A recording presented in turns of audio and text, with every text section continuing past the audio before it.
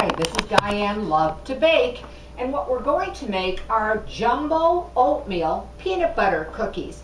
These particular cookies come out about 3.5 inches, wide.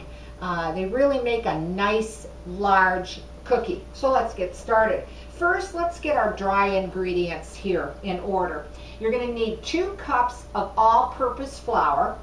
And in the flour, you're going to be putting 1 teaspoon of baking soda. You're also going to be putting in 1 teaspoon of salt. And you're going to be combining 1 teaspoon of cinnamon. Okay, and then just with my spoon, I'm just going to stir this together. And then we're just going to set that aside for the moment. Okay, there we go. Next, you're going to need butter, and you need 3/4 of a cup of butter. Now, if you don't have butter or don't want to use butter, you can go ahead and use margarine. I cut it up into small pieces, and it's been at room temperature. So I'm going to put this into my mixing bowl. Now, you certainly can use your hand mixer for this recipe, but you do need a mixer because once we start seeing all the ingredients that go in, well, your arm would be pretty tired. So we're going to start to break up the butter and start creaming it.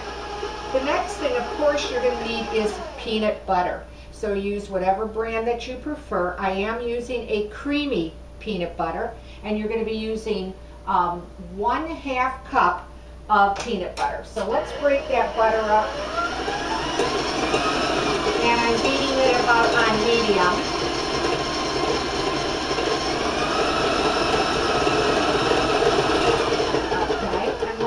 That peanut butter in, and that was 1/2 cup.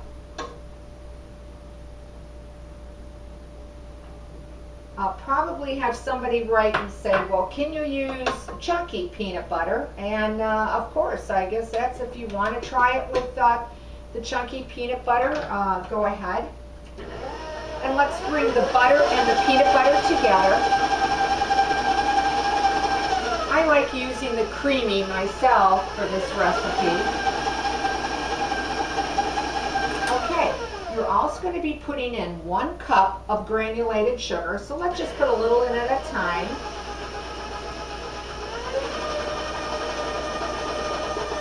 Till it's all combined. I'm going to raise my speed a little bit.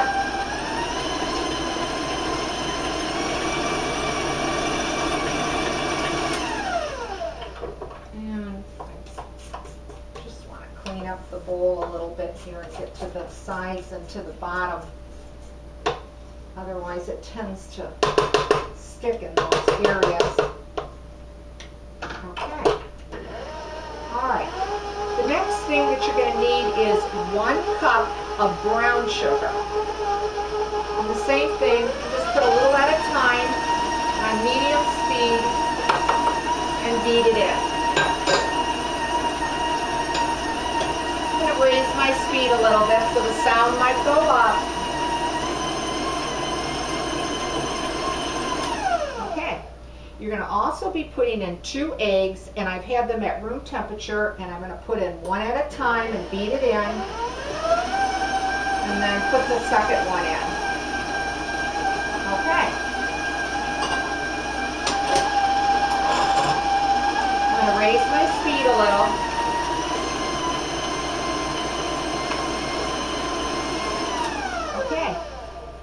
What we're putting in next is vanilla, and you're going to need 1 teaspoon of vanilla. So let's beat that in. And you're going to be using 1/2 cup of milk. So start beating that in slowly. That was 1/2 cup of milk. And now your mixture is going to become relatively thin.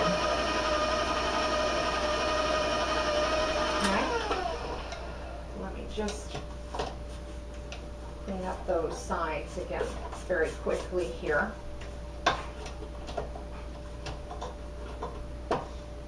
Now you'll want to combine this or beat this, you know, for a few minutes till everything becomes kind of light and fluffy looking, that type of thing. Even when you're creaming the butter and the sugar, stay with it. Beat it till, again, it comes out very light and very fluffy, almost like a pale yellow color. Okay? All right. I want to show you, hopefully you'll be able to see the mixture, that it will be, you know, more of a liquid form than a batter at this point anyway. Okay? All right. What we're going to do next now, of course, is we're going to slowly start putting the dry into the wet. And I'll do that at low speed so that the flour doesn't go all over the kitchen.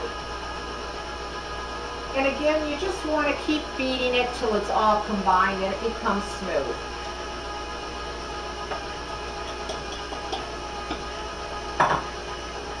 Now, if you're looking for a oatmeal cookie without the peanut butter, I have a really good recipe and a video on oatmeal cookies. So do check it out if you're looking for one without peanut butter in it.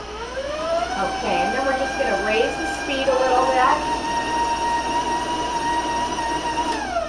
I'll show you what it looks like now. Now it's become a very light and fluffy batter. The great smell of peanut butter. Okay, so you can see that. All right. And the next thing that we're going to stir in, of course, is your oats. You're going to be using 1.5 cups of oats, or oatmeal, if you prefer that. Use that word. That was 1.5 cups. And then you're also going to be putting in 1 cup of raisins.